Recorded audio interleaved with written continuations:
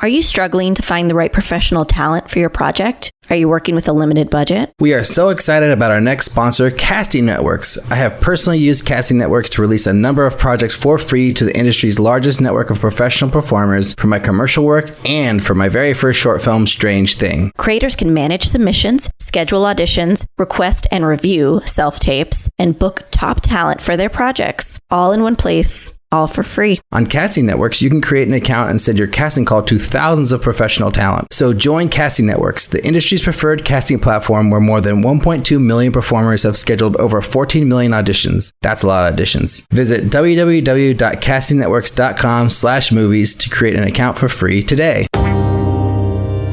You know, making movies is hard. Making movies is hard. Welcome. This is the podcast about the struggle of being an independent filmmaker. I'm Alrik Purcell, the founding host of the podcast, and I'm a sci-fi horror filmmaker, and my first feature film, The Alternate, is out now on all the places digital that you can buy it.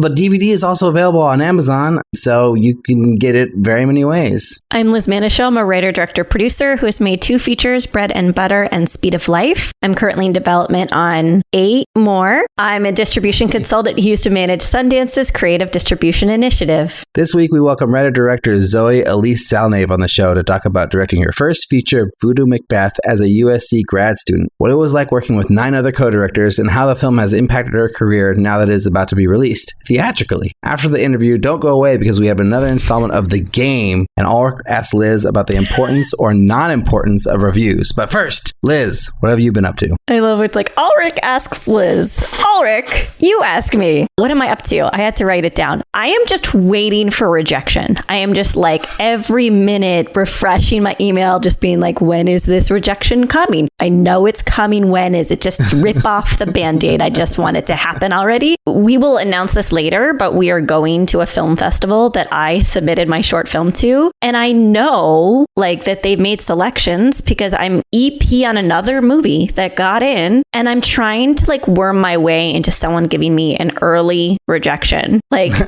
I'm friends with like the former program director, and I'm like, can you just find out for me? And he's like, there's still a chance you weren't rejected. And I was like, Harrison, it's not going to happen. Just tell me. So what am I up to? I'm refreshing my email to be rejected by Austin Film Festival. And then a colleague of mine got into the HALF initiative, and I've applied for 3 years straight. And, you know, they may still be making selections, but I'm just waiting for them to email me and say, no, you didn't get in, Liz. And then just to like eat pizza afterwards, right?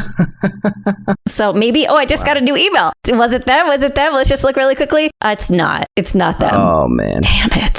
I know that feeling. I know the refresh feeling. I hate it so much. It's killer, man. What are you up to? Probably much more exciting things than waiting for rejection. Well, I think we should just announce it right now because I want to announce it near the front of the show, not the end of the show. So okay, and I already kind of said it. Sorry. We are going to the Austin Film Festival. The podcast will be there. Liz, myself, and Eric. It's going to be fantastic. And we have a very exciting special guest we have to announce. Yes. I want to do the honors just because I'm a big fan. Craig Mazin will be on the show. Oh my God. And I think most people listening to this will know who he is. Anyone else I talk to in the real world, like who don't listen to a filmmaking podcast, doesn't know who Craig Mazin is, but they should because he is an incredible writer. He's the showrunner of shows such as Chernobyl and the upcoming The Last of Us, which is incredible. I can't wait for this freaking show. There's so much hype around it. And I love the games. I played all the games. But anyway, so Craig's going to be on the show. It's incredible. I can't wait. I mean, I listened to when I was listening to podcasts, Script Notes was my favorite podcast. It is why this podcast exists originally, because I was listening to Script Notes and wishing like, why don't Craig and John talk more about director stuff? Why is all stupid writing stuff all the time? I was like, there should be a director show that's just like Script Notes, but for directors. And at the time there wasn't one. So then I was like, well, let's do one. And then of course, the Just Shoot It guys did it at the same time. So there was now there's 2, which is great. So I don't know, super inspired by Craig and John and August, for their show. And, I love Craig's point of view. So I don't know. I'm fanboying over Craig too much, but I won't do it when we actually interview him because I kind of related to Craig a lot. Always in the show. And he's a gamer, I'm a gamer. Anyways, I'm gonna keep it on the cool when we actually talk. Yeah, when we talk to him, but the enthusiasm helps. And also, yeah, I really buried the lead and I made it very selfish. Like, we are going to the Austin Film Festival. It's a fantastic film festival. Very excited for everyone who got accepted by the Austin Film Festival. We are going to Texas. I will be eating tacos. You will be eating tacos. There's lots to look forward to. Yeah, I've also been rejected by the Austin Film Festival for every movie I've ever made. This is a fun trip already. I always thought I wasn't going to go unless I got in. And but here's the next best reason to go to the Austin Film Festival besides getting in is to be there to interview people and do a live show. We're definitely going to do a live show. We don't know what that is yet. We have some very exciting things about that we can't announce yet because they're not official. But yeah, it'll be a lot of fun. So if you're in Austin, come out and see us. Yes. If you're not in Austin, you'll hear lots of great things that we do while we're out at Austin. So it's going to be so much fun. Yeah. But yeah, what am I doing? Oh man, I'm still recovering from the release of my movie. Feel like I, drank a lot of alcohol when I didn't really. It just feels very draining. The whole experience of reading about your movie, reading reviews, watching video reviews of people video reviewing your movie. Oh, that's interesting. Yeah, I don't know if you've ever, I think that maybe this is a genre thing, but they don't do it for my indie dramedy May December romance movie. There's not indie drama video reviews out there, but I think there was 3 I got from my movie, which was really awesome. That's interesting. And 2 positive, 1 negative. I'll take it, whatever. It's been fun. It's been interesting. I talked about it a little bit on the Patreon site. I did a couple of videos just talking about my feelings and what was going on and some of the things I've been doing. But yeah, I feel like the dust seems like it's kind of settled a little bit. I don't think we're really going to get many more reviews or any more reviews probably. Feels like it's over, which is great, which is fine. I mean, we got a 75% on Rotten Tomatoes, which is it's great. I think pretty fucking great. I'm pretty excited about that with 8 reviews, I think. So 6 positive, 2 negative. Not bad. Our rating is still, it's not the best on IMDb. We're 5.5 out of 10 out of 70 Oh, or 80 we're or a something. 2.9. Do not even worry about that. It's we are the bottom of the barrel. I think that's where trolls go to ruin our day is IMDb ratings. Where people go to make you feel bad about yourself. Yeah. Letterboxd is a little bit better. We're 3.2 now, I think. We were 3.4 for a long time, but it's good. Whatever, I feel like I'm really happy people are watching the movie. There was a couple, so I have this one linked to the trailer that's got 167,000 views now. It's still going up slowly, but there's a couple of people one person was watching this movie right now. Not as bad as I thought. Actually pretty good. 30 minutes in, I recommend it. And then somebody else was okay, I'll give it a shot. Oh, that's cool. You're live. You're in real time watching people engage with your film. Oh, there's 2 sales. Cool. Very neat.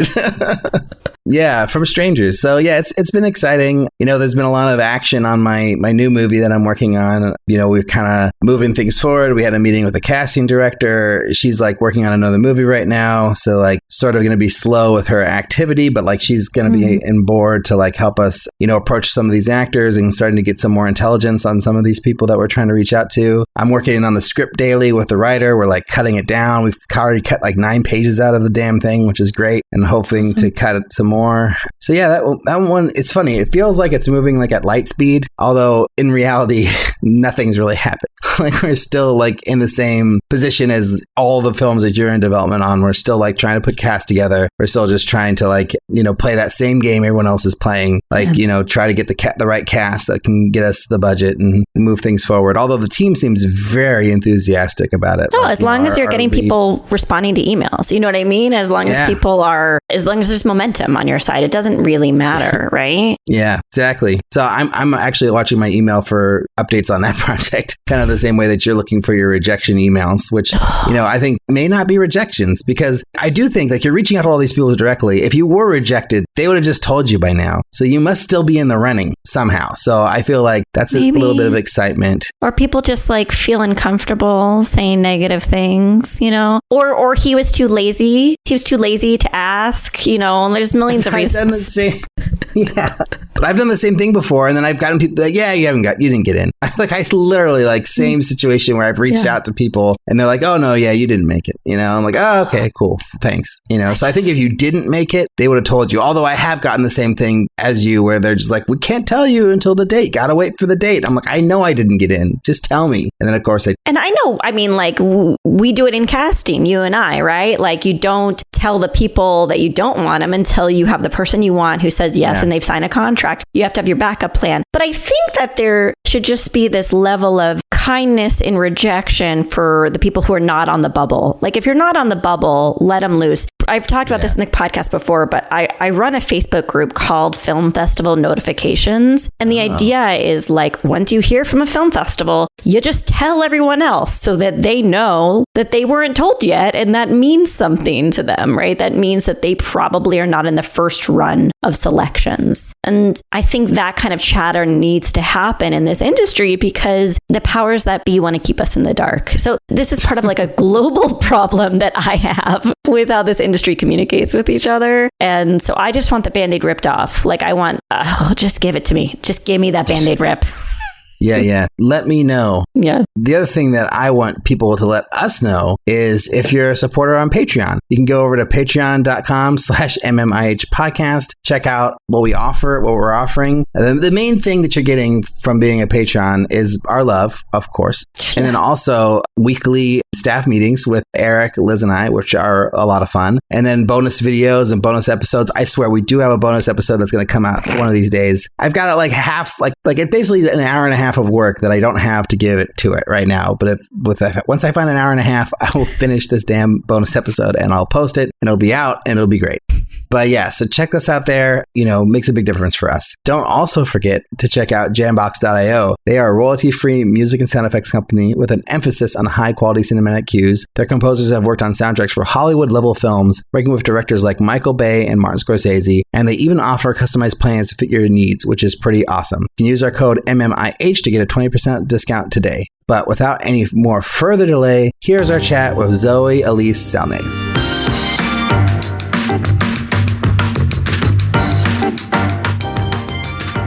We are here today with the wonderful Zoe Alyce Salnave. Zoe, thank you so much for coming on the show. Absolutely. Happy to be here. Give us the elevator pitch for your film, Voodoo Macbeth. Oh, gosh. I'm not ready.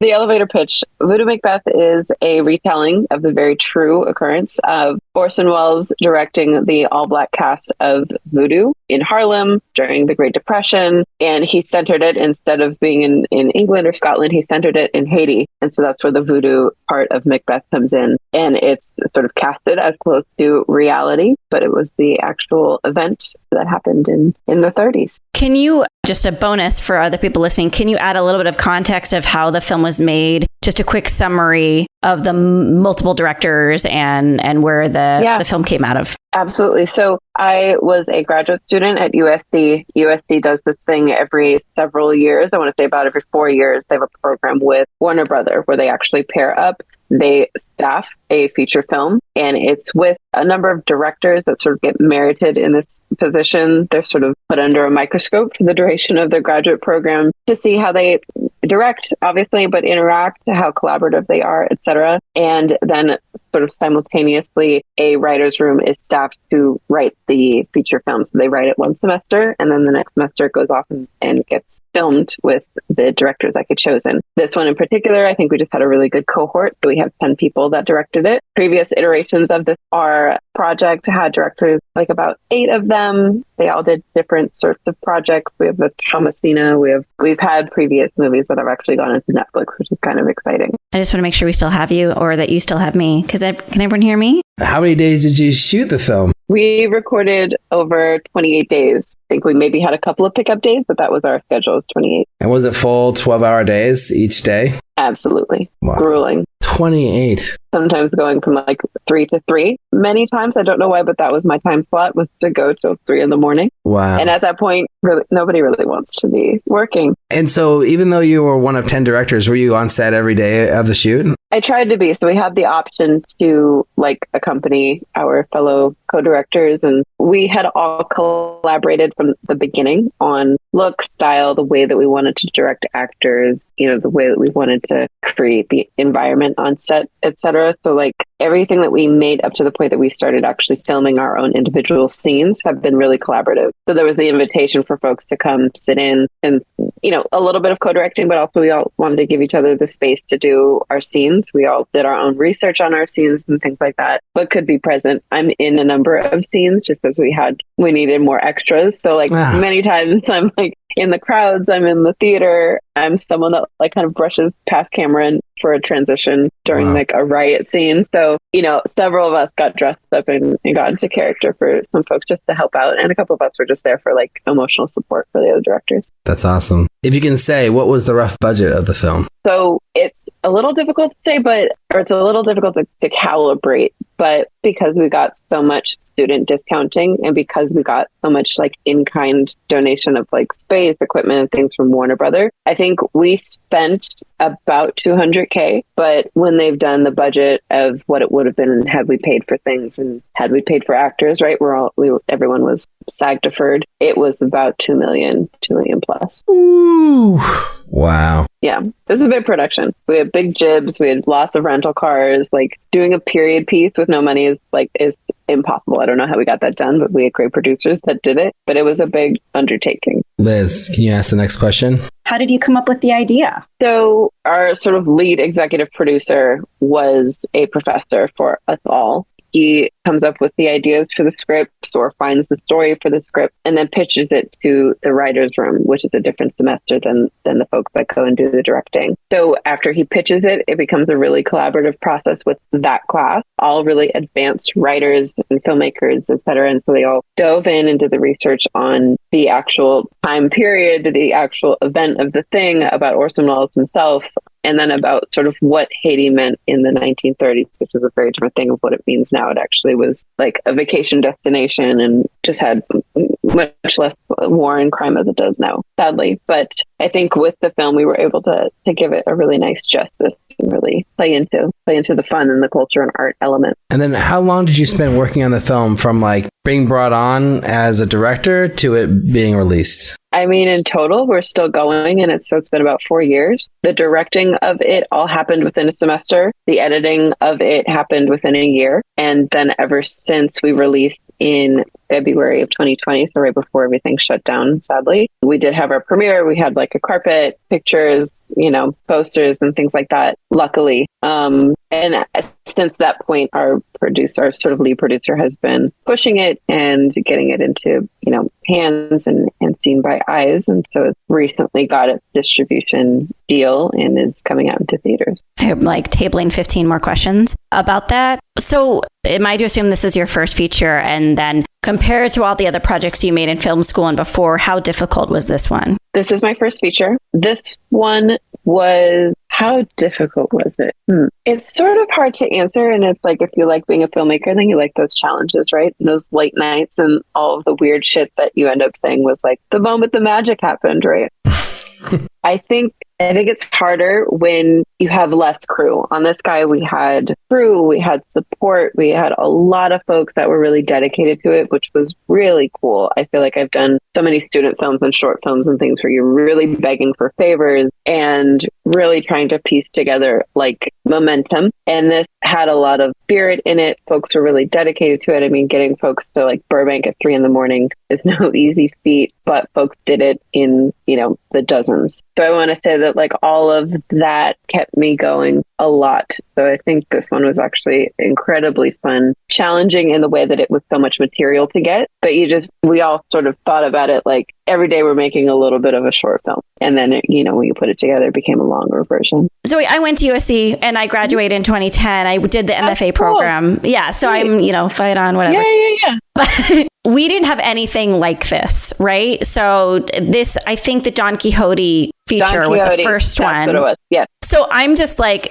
first of all, in awe awe that USC got their shit together to make this happen. That is amazing. But also like aware that John Watson was a big part of that. Could you talk a little bit about John Watson's role? Sure, absolutely. So John Watson was like the lead professor for this. He is an esteemed and renowned producer. He produced Robin Hood back in the day and several things since. And not sure what his impetus is in creating such a chaotic class, but I think it's the idea that giving the students this very real life experience on set filming a feature film. And I think that's what we all wanted to go to, you know, big picture, if we wanted to go into television or film, but either way, going into long form, going into something, you know, studio or studio adjacent, but having this level of professionalism, industry exposure, a level of responsibility beyond like you just making your little personal short film to sort of assuage your childhood stories. It was like a bigger undertaking. It had all these like stakeholders. It was this bigger thing. And so I think that's what he, you know, ultimately wants, is for us to get that experience and to also, you know, create a really cool movie. They've done one more of these since Voodoo Macbeth. It's another movie based in the theater, which we all think is really funny, but they're doing Phantom of the Opera currently. But this guy, I believe, was a lot of fun for John Watson. I think he was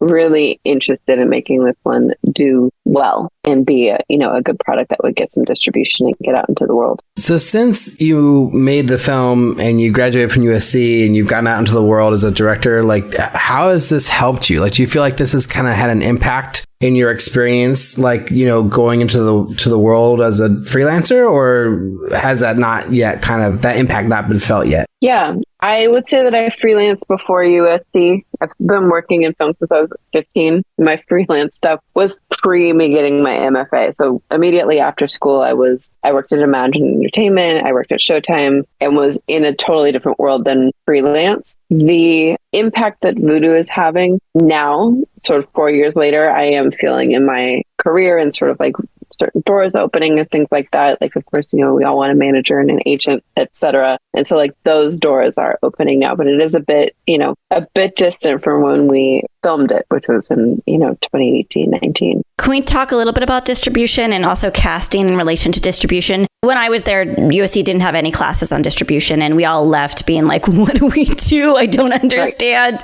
Right. We had a pitching class and that was it. With 10 directors in a class format, I understand that your producers had a certain level of autonomy, but did you feel any sort of pressure to cast for distribution, for marketing, or was it that you used that SAG agreement that USC has and you just found the best people? A little bit of both, but there was a lot of pressure to make sure that we casted well for it and casted some names. We have Jeremy Tardy, who's on Dear White People, the series on Netflix, and several other folks. Inger, all of our leads are faces. We had the pressure. We also really wanted to cast it well. We wanted it to be appealing. Our casting director is renowned. Twinkie is known all over, and she's known for casting really well Black actors and period and all sorts of things. And so having her name attached to it as well, and she came on as an executive producer to help continue to push this film. All of those elements helped with securing distribution. The distribution world has not been in my hands at all. It's definitely all of our producers' work, but it was most definitely on our minds that we wanted to have really strong faces, really strong actors, like folks who are really going to,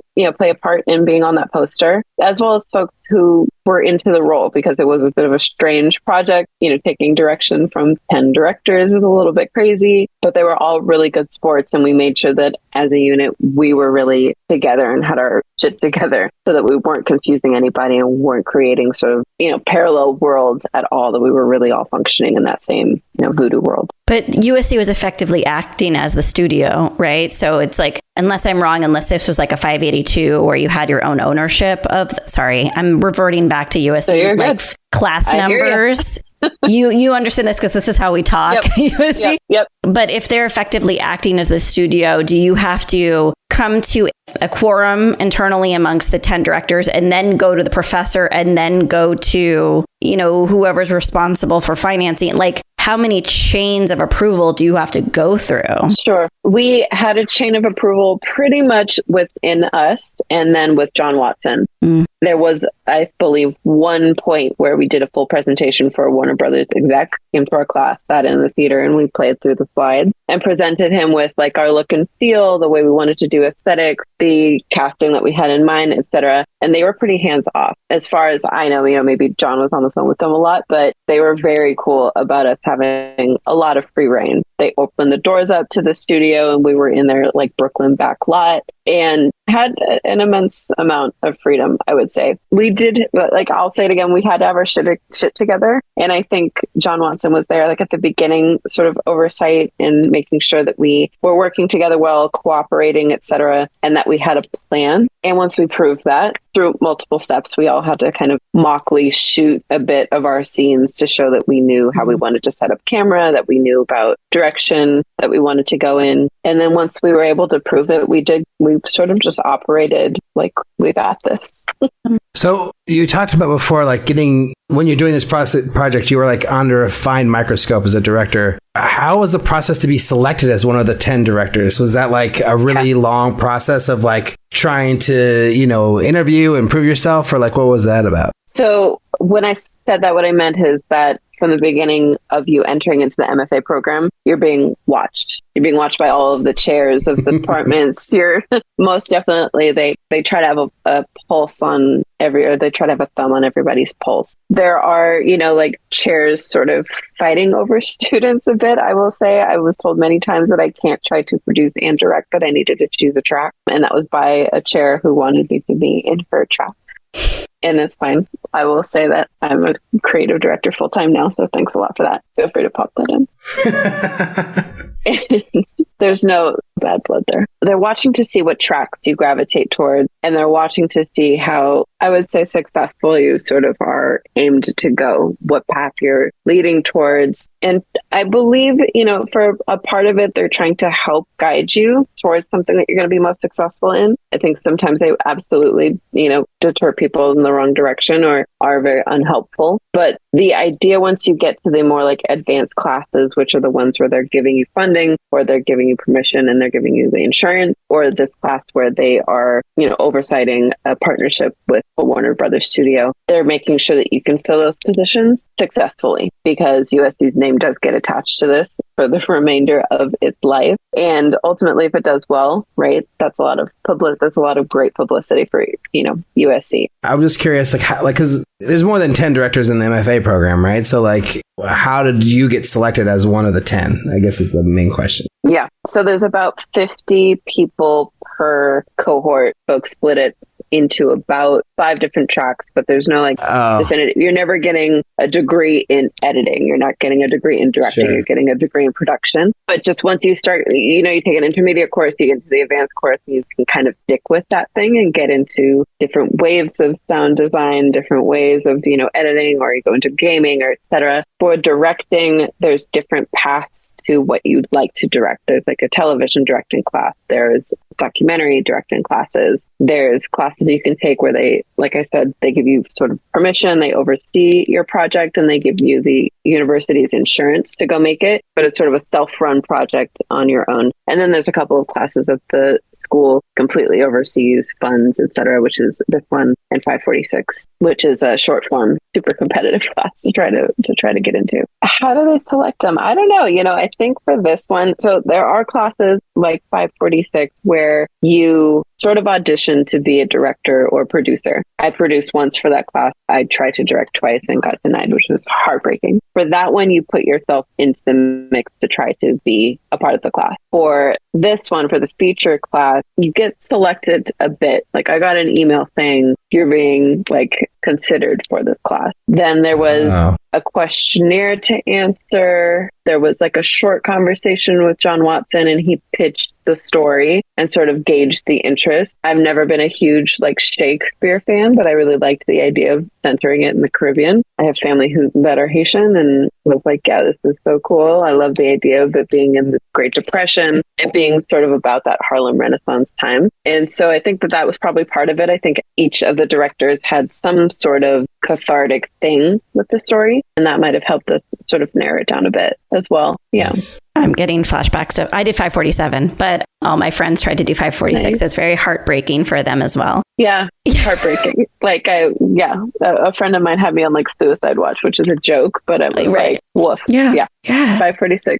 Well, can you talk a little bit about post-production? I mean, are we looking at, was this thought of as like an anthology in post-production? Like you had your own part and you oversaw that? Or was it all 10 overseeing the arc of the whole film? It was much more of an anthology model. We all oversaw our episode, essentially. You could come in and out of like the editing session. We had one single editor, bless his heart, and he was able to do all of that. And we could come in and see what was going on, but we pretty much all stuck with our episodes. And then we did, I believe, at the end, we did like an overview watch of it. So I'm really curious about, like, you graduated USC, you worked for these, like, big companies. Now you're in Northern California, right? Mm-hmm. So out of all the people that we've talked to at USC, most people don't move away from Los Angeles. They usually stay. So what drove you to Northern California? Yeah, a couple of things. The pandemic was a huge shifter. There was a moment where the governor of California was like, we might do martial law. And my mom was like, get home right now. And I was like, okay.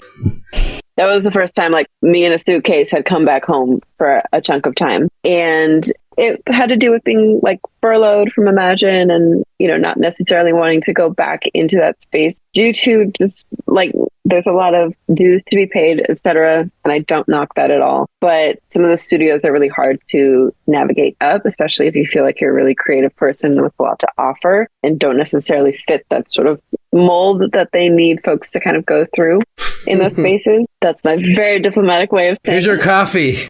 Yes, sir. No, sir. Thank you very much. Yes. Right away, sir. Yeah. No problem. Yeah, exactly. I was working like as a very, very junior sort of creative assistant and just knew that I could do more. And when I left there, when I went to Showtime, it was completely from home until we went into production. So for like a quick stint, I was in New York and doing that and was just there for a single season of couples therapy, which I absolutely loved. I had a great time. New York is not my favorite place. I'm very much a Bay Area person and just feel at home here. And so when I made the decision to like try to make it work here, I was like, we don't all have to go to LA, and LA's traffic is fucking insane.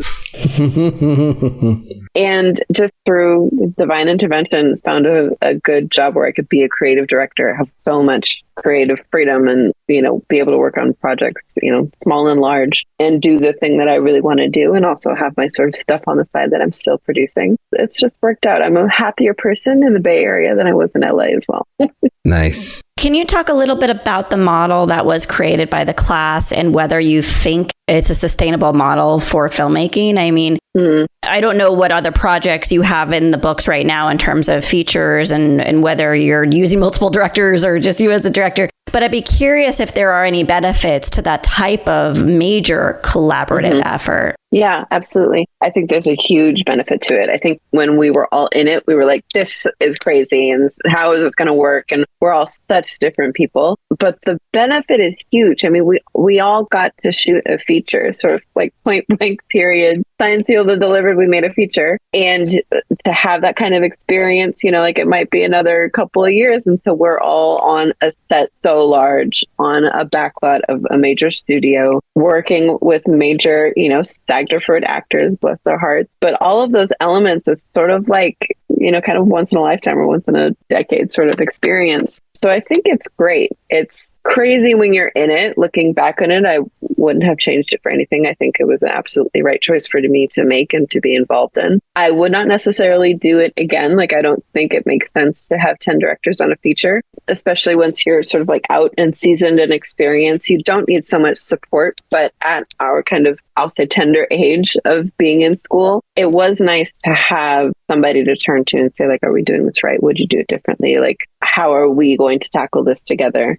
all kind of aided and like added to our bucket of skills what we could all do, because we did come from different ways of working, totally different, streams of thought, different ways of being creative. We all had different ways of even working with the actors. Some of us were like super involved with the actors, and some folks wanted to sit in the chair behind Video Village and have that separation. Meanwhile, I was like barefoot and in the scene with everybody, but that's just direct. But it was interesting, right? You can get different things from seeing different people's style so up close. We're not like reading the book of what David Lynch did on, XYZ. You're physically there with another director, watching their process and like able to absorb, anything that works for you, you're able to absorb from them. Nice. Yeah, just a comment.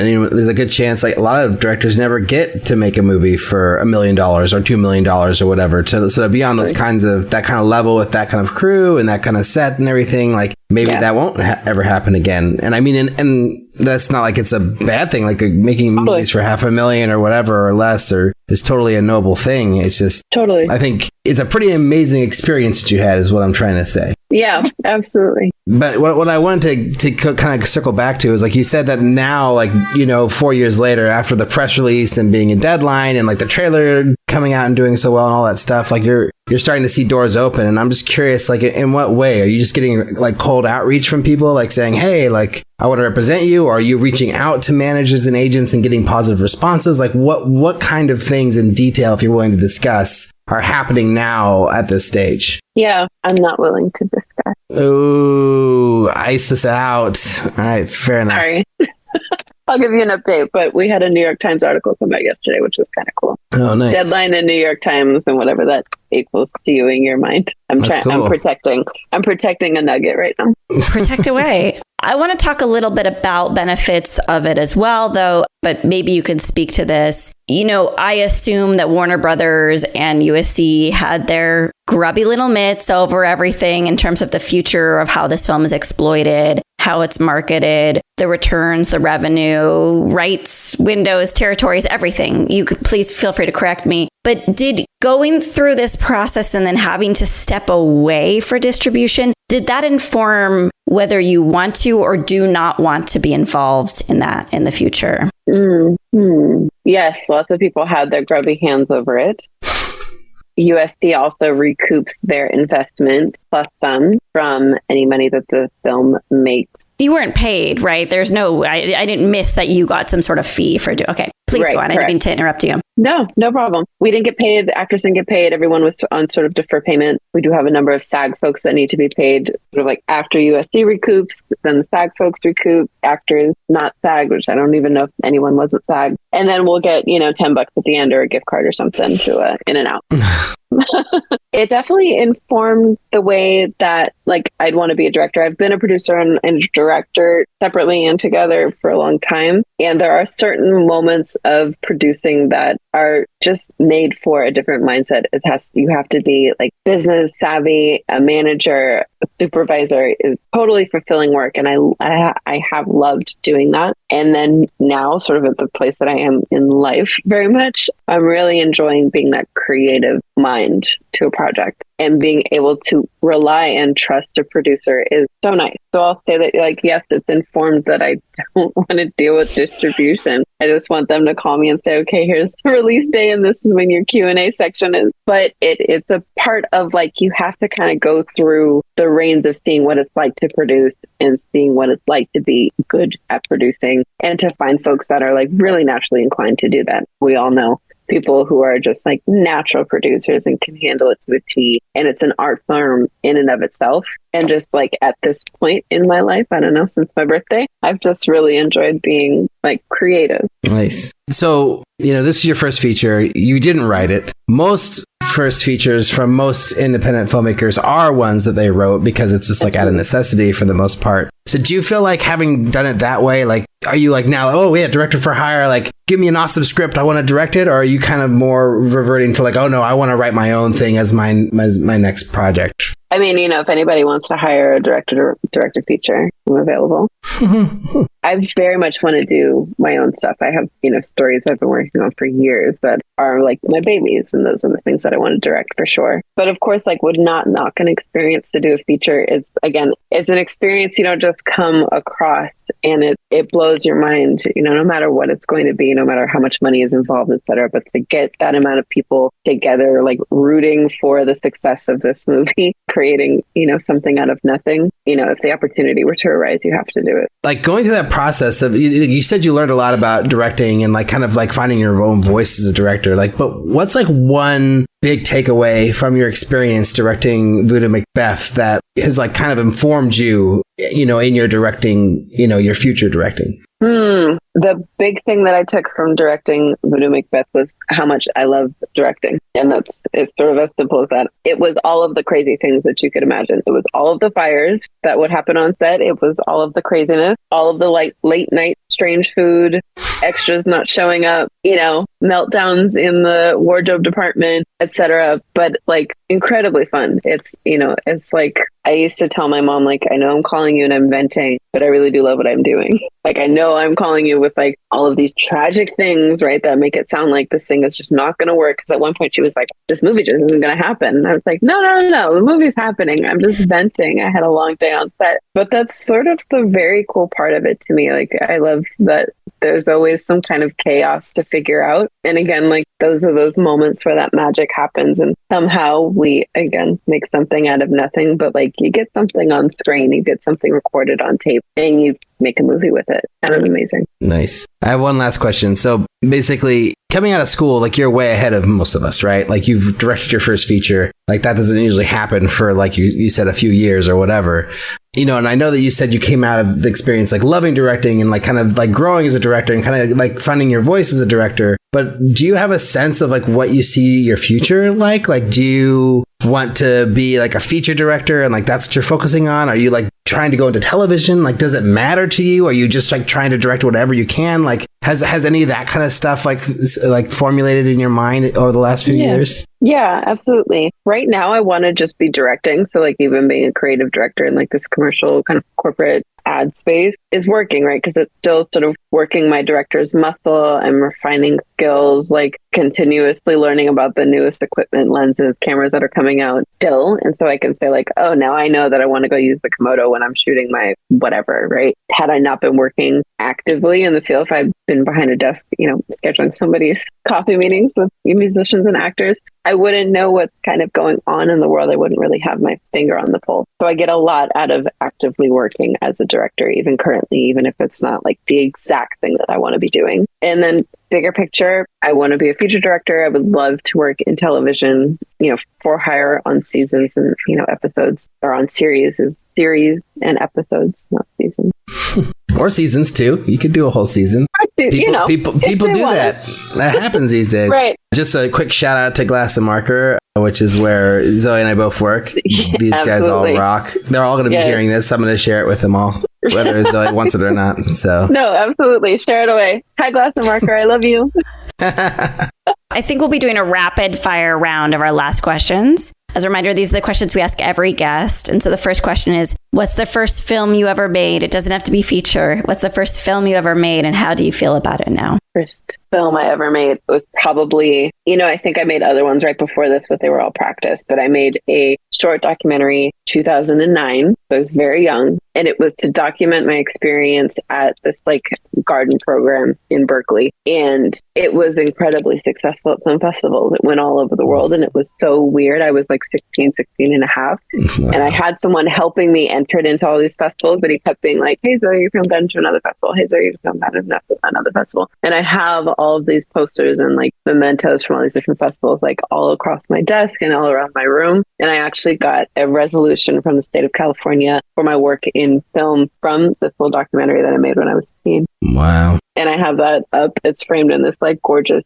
gold thing and signed by the senators of California. And so, like that, I'm so proud of. And that is what changed my life. Because once I saw that I could be successful and tell a cool story that was like super personal to me, man, I opened the thing and I'm like, hi, my name is Zoe. And I used to be a student at this school. It was just cathartic for me to talk about being in this program when I was a middle schooler, and to see that resonate with people like beyond the borders of Berkeley or Oakland or, you know, just the Bay in general was mind blowing. It got me where I am now.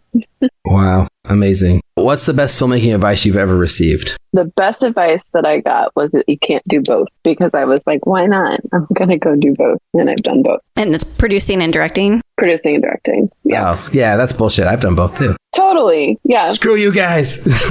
What's the worst advice? Just the worst filmmaking advice, bar none. Worst filmmaking advice. What's the worst filmmaking advice? I know I've gotten a lot. I think but what's coming to mind for me is like taking advice from anybody that doesn't understand where you're coming from. So taking advice from anybody that doesn't have their mind open at all can really smother creativity and makes it so you can't even sort of figure out an out way, you know, or you can't even figure out an entry point with that person, which is tough. And that exists sort of all throughout filmmaking. So I think the way to sort of combat that is protect your heart, protect your art, by making sure that like when it's young and fresh and like really vulnerable, that you're bringing it to folks that are going to understand it so that it can grow and have some strength on its own to be able to go up against the people who may not and who may ask questions about it. Wow. Amazing. Do you have a goal as a filmmaker? Yes, to be very successful. How do you define the success, though? That's what we talk about that a lot on the show. Is like, what does success mean? Yeah. Success means like getting it in front of a lot of people. You know, that idea of, you know, having it in theaters and for like all kinds of people that you never, you know, it's not just your friends that you ask to come to the screening in the backyard. It's like folks you have no idea, you know, you've never crossed paths with coming in and watching a movie in the theater. It's amazing. If you could go back in time, what's the piece of advice you'd give yourself? You've got this. Trust yourself. Keep going. Final question. Is making movies hard? Oh my God. If someone said it's not hard, they're lying. We have a few people, 5 or 6. Yeah, who says it's not? It is hard. It's hard work. It's hard work. You know, I hate when people act like filmmaking is like, I hated when people would say, oh, you're in art school. I'm like, I'm not, you know, and no snuff to art school, but I was like, I'm not in a studio painting by myself. Filmmaking is coordinating 100 people to be at one place at one time and to be on the same fucking mindset to make a story that does not exist. It's like, it's doing the impossible. It's hard work. If you're, you know, good at it, maybe it gets easy at certain points, but it's a job. So Zoe, where can people go to find out more about you and Voodoo MacBeth? Where should we go? It's a plug time. Plug time. I mean, feel free to, you know, follow me on Instagram and blow it up. You'll see some personal stuff mixed in with professional stuff. I'm also at my website, zoesalnave.com. You can Google me and find me on IMDb, etc. We've got an article up on Deadline. We've got an article up on New York Times for Voodoo MacBeth. But I'm all over. I mean, you know, Google me, baby. Are you a writer with a great screenplay just sitting on your desktop? Are you looking for written analysis of your work by experienced creatives? Are you trying to get industry professionals to read your work, but you don't know how to reach them? Then enter the Blue Cat Screenplay Competition. Created by veteran screenwriter Gordon Hoffman, the Blue Cat Screenplay Competition has helped unknown writers launch their professional careers for over 25 years. This year, the Blue Cat Screenwriting Competition will award $18,500 in cash, and everyone who enters will receive a written analysis on their work, and getting feedback on your script is worth like a lot. The deadline to enter is October 30th, but if you miss it, you could still catch their late deadline on December 11th. Check them out on the social medias at Blue Cat Writers on Twitter, Instagram, and YouTube. So stop waiting to be discovered and send your feature screenplay, TV pilot, and short film script to Blue Cat today. Also, don't forget we have a 10% discount code for your submission to Blue Cat, so use the code BCHARD23 when you apply. All caps. All caps, baby. Liz, what do you remember about our talk with Zoe? I remember I lost internet while we were talking, and there's probably, I mean, I haven't heard, but I think there's probably an awkwardness to the beginning of the conversation where we'll see if Jeff keeps it in, where you two are probably like, where's Liz? What are we doing? Should we go forward? I don't know. And then I had to do the rest of the interview from my phone. So I remember that. Zoe and I went through the same program at USC. So there was kind of a little bit of, I was drawn to have like that inside joke ribbing experience with her, right? That I think a lot of USC alums like to have with each other. We've referenced like class names a lot and talk about how hard 508 was. So for me, it was like a reunion with someone I've never met. So that was really nice. That's really sweet. I work with Zoe, so it was just really fun to chat with her outside of the confines of work and just kind of get to know her a little bit better as a filmmaker. I've definitely heard some of her work before, but it was really cool to get into the details, especially with this whole USC thing and like how this movie was made and what her experience was like. It kind of sounds like it was sort of like getting a preview of what it would be to direct like a $2 million movie. Yeah, although the movie budget wasn't actually $2 million, but it was like the resources they had and the way it was made was as if the movie was that kind of budget. Yeah. So it seemed like a really incredible experience. And basically, like if I was a student trying to get into film school, I would be like, fuck all the other film schools. I want to get into USC where you actually get the chance to make a movie potentially. Chapman did that too. I don't know if it still does, but Chapman was the one that led the way. I just wanted to give Chapman some love because I think that USC is actually emulating the Chapman program. Oh, I didn't know that. I know some people who went to Chapman. I don't know much about Chapman, but apparently it's pretty cool. I know that Colin Hanks went to Chapman. So. Well, they have a lot. I mean, they had a lot of great equipment and studio space. USC clearly does as well. And I'm not going to, whatever. I'm really proud to be from USC. But there's something about USC that has a chip on its shoulder, right? It's like, oh, they have it. Oh, we'll do that. And we'll do it with Warner Brothers. You know? Okay. Well, here's the two things I have about USC that I've learned in my career as in video production, filmmaking, whatever. We did a shoot at USC at the track. And when we were there, they were shooting a scene for Veep on campus at the same time. And your shit was fucking nice, dude. Like, that's a nice ass campus. I saw some people doing some film students doing some stuff and moving some gear around. It was pro gear. Yeah. You guys got it going on. No need for no chips on USC's shoulder.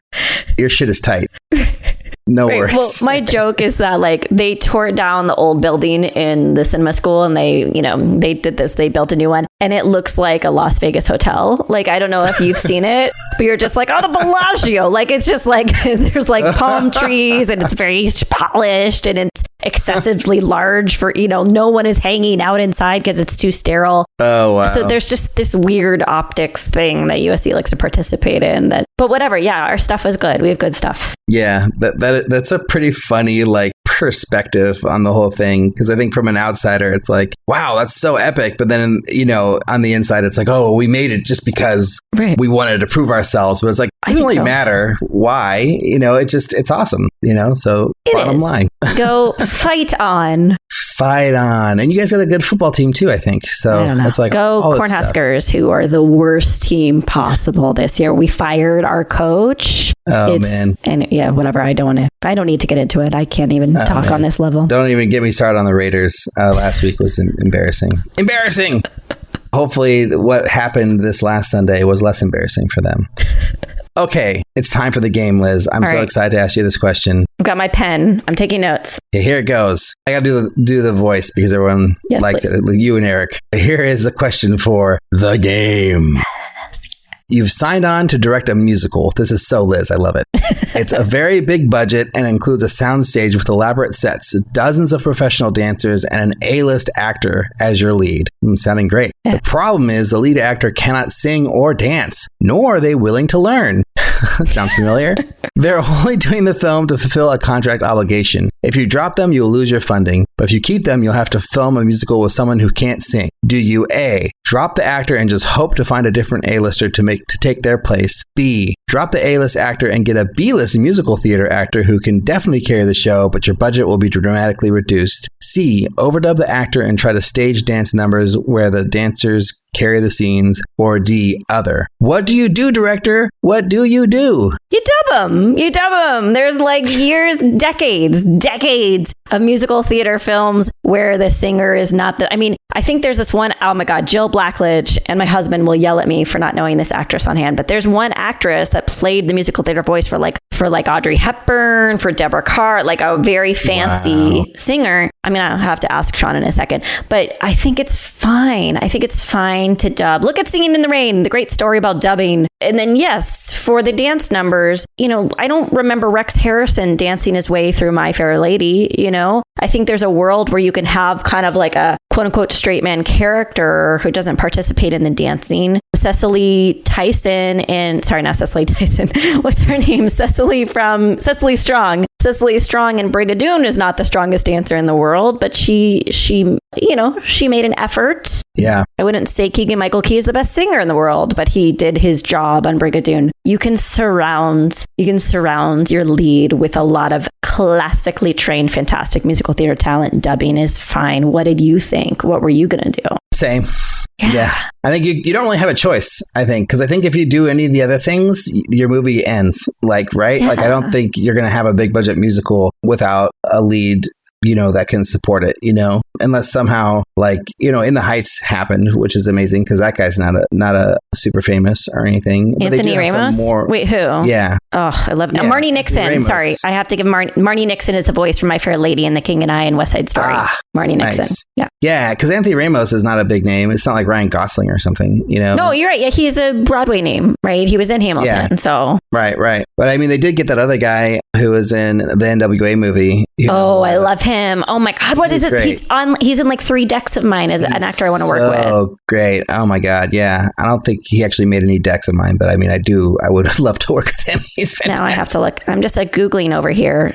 But I wonder, did he sing in The Heights? What's his name? Ryan Gosling did sing in La La Land. I didn't think he did, but they didn't have him do any dancing, which is totally like part of the answer, right? It's like you just Corey Hawkins. I love Corey Hawkins. I don't know if he didn't, he really looks like he did. Like he looks so comfortable in that form. I would assume that is his voice. Yeah, apparently he did sing. Yeah. In The Heights. So that's awesome. Yeah, I mean, I feel like more and more these days, like, people got the singing down, maybe not the dancing, but like, I know Hugh Jackman can sing and dance like nobody's business. So, The Rock can sing. The Rock in Moana. And remember when he came out? It's okay. I thought he was lovely. I mean, he's vouch for The Rock. He's I don't know what. He's no Hugh Jackman. Robin Williams.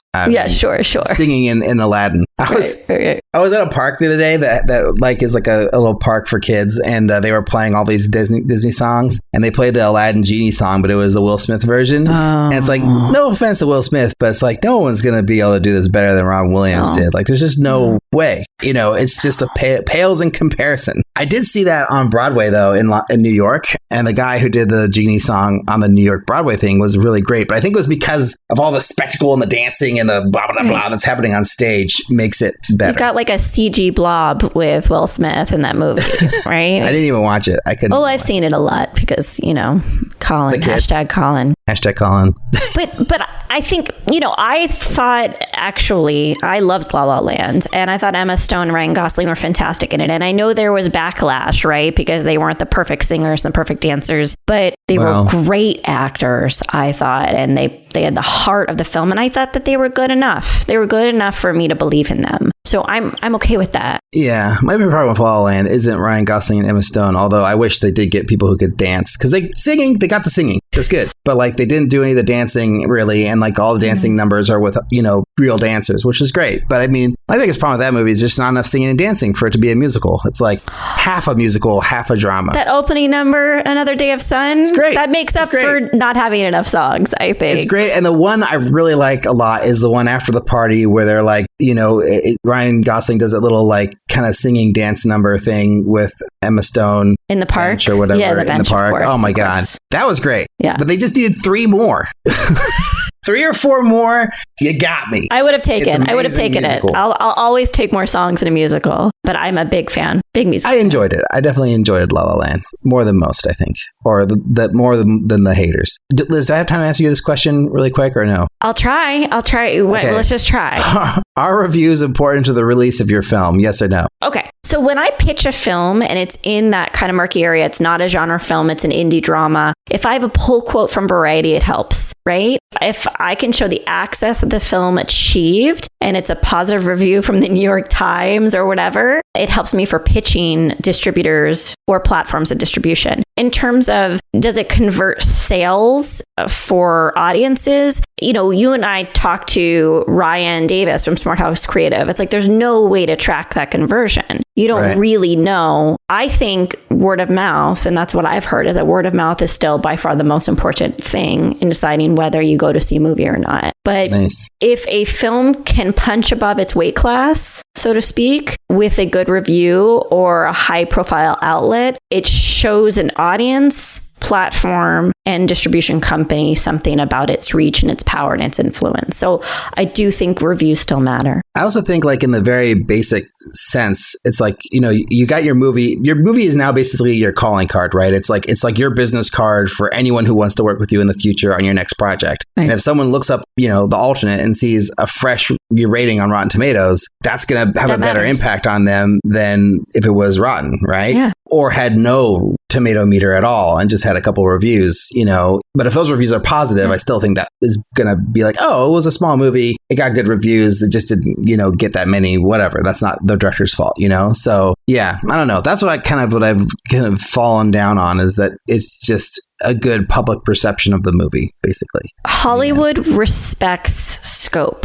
right? Like that's why micro-budget filmmakers are always told, don't talk about your budget. Don't talk about how much you made with so little, because you appear more attractive if you have been in charge of more money. It's really a ridiculous thing. So if the optics of your film show a certain scope, like very few people can get a New York Times review without a really great publicist, and that publicist costs a certain amount of money. And that shows you that your film team has resources or a network. Like it's all this like waterfall of deductions that people in Hollywood make. So if you're not in Tomatoes, then you're thinking, well, at least that film had the resources to have a press team to go out to those critics. Right. It's a very short judgment call that's being made, but it means something. Yeah. Funny thing is, the majority of the reviews on Rotten Tomatoes are from my festival run or from a person I reached out to directly. So it's funny that like that's really the truth. Right. They don't know, right? Yeah. That's what actually happened, you know. And you did the work. You put the work in to build the foundation to set yourself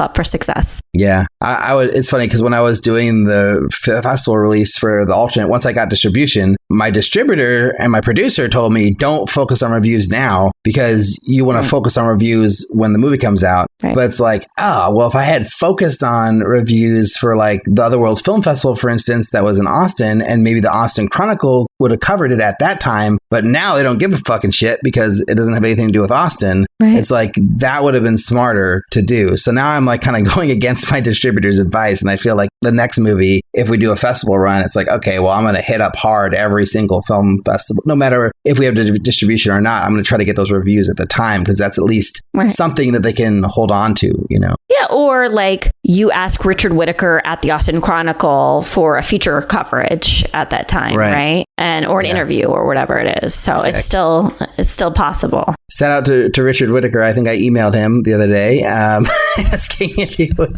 review my movie. Hey, Richard, do us a solid, please. Yeah, it's never too late. A late review would still be great. But yeah, that's all I got. Well, all of you can always send us a question, comment, or suggestion to podcast@makingmoviesishard.com. If you like the show, you can leave us a review on iTunes. Check us out on Facebook, Instagram, Twitter at MMIH Podcast, YouTube at Making Movies is Hard Podcast. Pour at the International Screenwriters Association. We're big fans of theirs. The ISA is an organization designed to connect writers with filmmakers through a number of programs they offer. They do consultation courses. They publish your log line to a network of industry professionals. They do contests. Head on over to www.networkisa.org to sign up for free today. Thanks to Zoe Salnave for coming on this show. Thanks to our editor, Jeff Freimuth, for doing the editing. We love you, Jeff. We don't know you, but we feel we love you. Thanks to our producer, Eric Toms, for being awesome. We also love you, Eric. Don't feel left out. Thanks to all of you for listening, and talk to y'all next week.